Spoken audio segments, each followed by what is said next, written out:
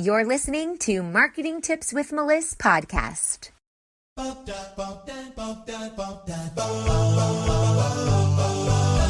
Welcome to Marketing Tips with Meliss podcast. And now your host, Meliss Jakubovic. Hey, everybody. Hello, and welcome. I have not gone live in a really long time thanks to summer vacation. Kids are not in school, and I have my own business for the purpose of creating my own reality, which is to spend time with my kids as much as possible. So here I am going live. If you don't know me, my name is Meliss Jakubovic, and I am the founder here at Meliss Marketing. I'm an online marketing strategist and Facebook ad expert in the health and wellness field to functional medicine doctors, health coaches, life coaches, spiritual healers.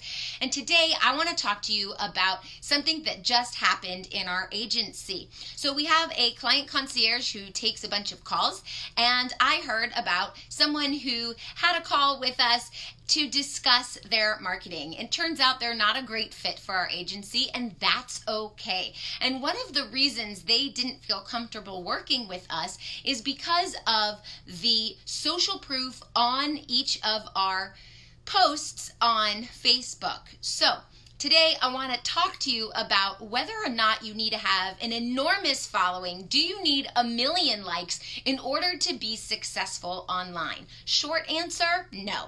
That's definitely not what you need to be successful online. In fact, being consistent is way more important than having thousands of likes. Yes, it's important if you have people viewing your stuff. Yes, it's important if you have followers and you have likes. It does look cooler if you have millions of followers, but if the goal of your company, of your business, is to make money, then no, having 1 million followers doesn't necessarily equal making a lot of money. I have a few examples of this. Number one, on Instagram. If you have 1,000 likes on Instagram, and you are personally engaging and commenting and having private conversations, DMs, direct messages with people on Instagram, you can build a very robust community. You can build trust. You can build relationships with so many people that will then convert into sales.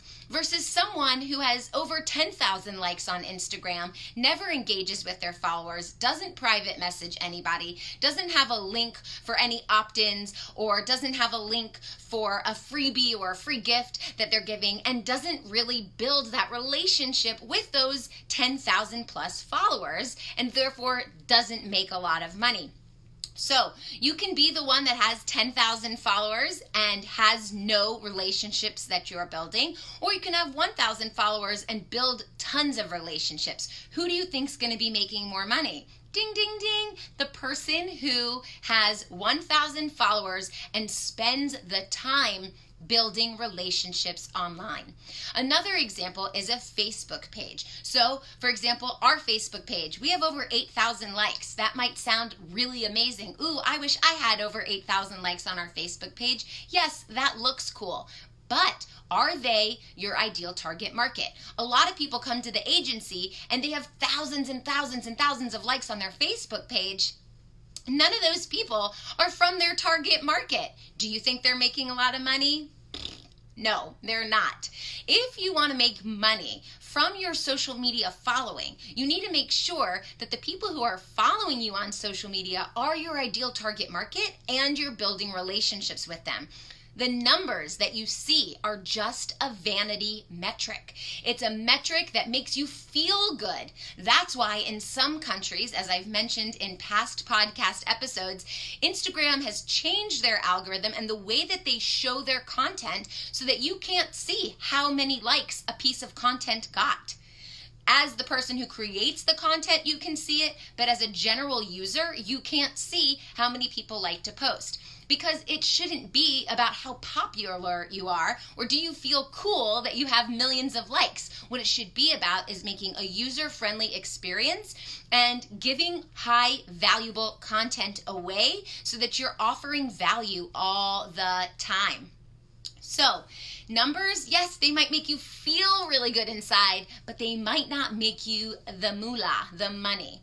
So another thing to note is, for example, some of my Facebook posts only have 4 likes out of over 8,000 followers. Some of my Facebook posts have hundreds of likes. Why?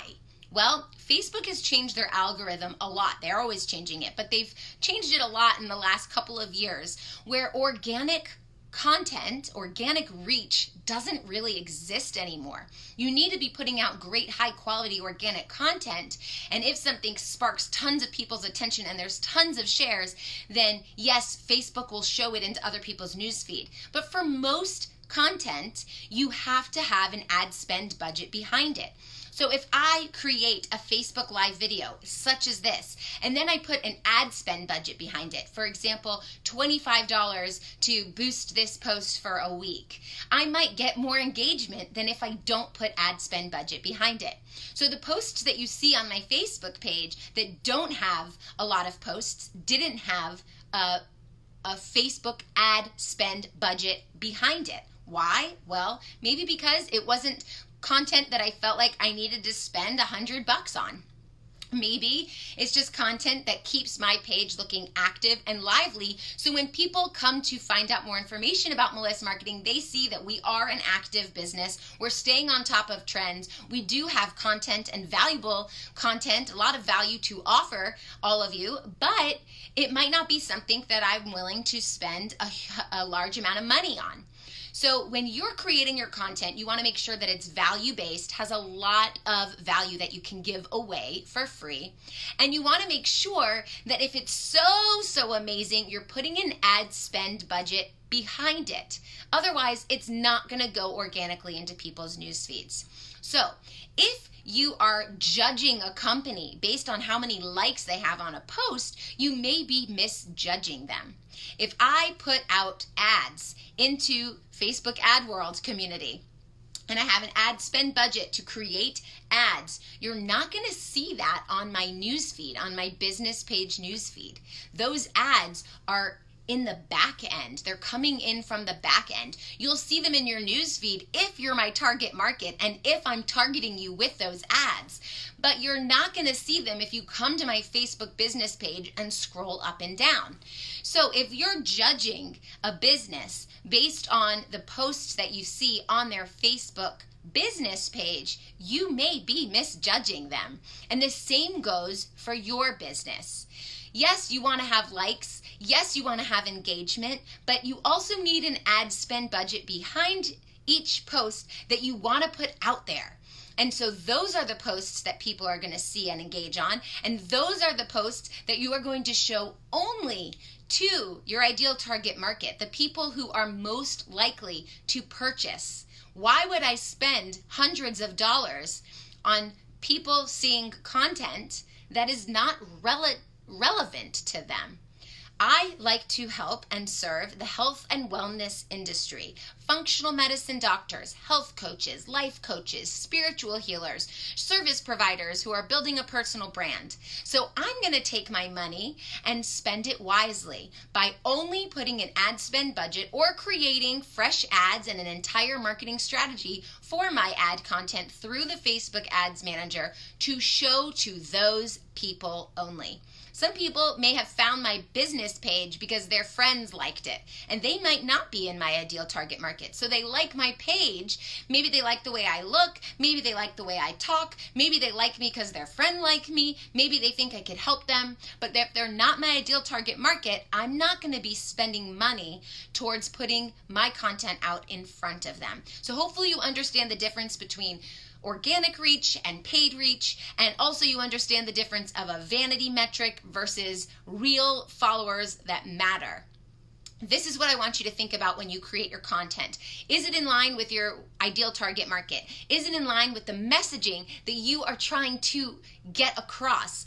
And are you engaging with people behind the scenes? Because that's where you build relationships and that's how you make money. It's not all about how many likes you have. It's about high quality content and what you are doing behind the scenes. If you need help with this, I invite you to apply to work with our team at go.live. www.melissmarketing.com/apply, and I'll see you next time. Bye. If you loved this episode, head over to iTunes to subscribe and leave us a review so we can reach more people and share our content with those that can benefit most. Thanks for listening to the Marketing Tips with Meliss podcast at www.marketingtipswithmeliss.com. Oh wait, before you go, if you think you'd like to work with the Meliss marketing team one-on-one, I invite you to apply for your first class strategy call. This process is just as much an interview for us, seeing if you're a great fit for our agency, as it is for you, seeing if we are your great fit. Unlike other agencies, we only take on clients we know we can help. So if you think you're ready to get support with your content creation, lead magnets, sales funnels, and/or Facebook ads, let our agency help you take your business to the next level. Each month, we open up just a few spaces on our client roster for your opportunity to be able to work with our amazing team. Apply now at go.melissmarketing.com/apply, and we look forward to speaking with you soon.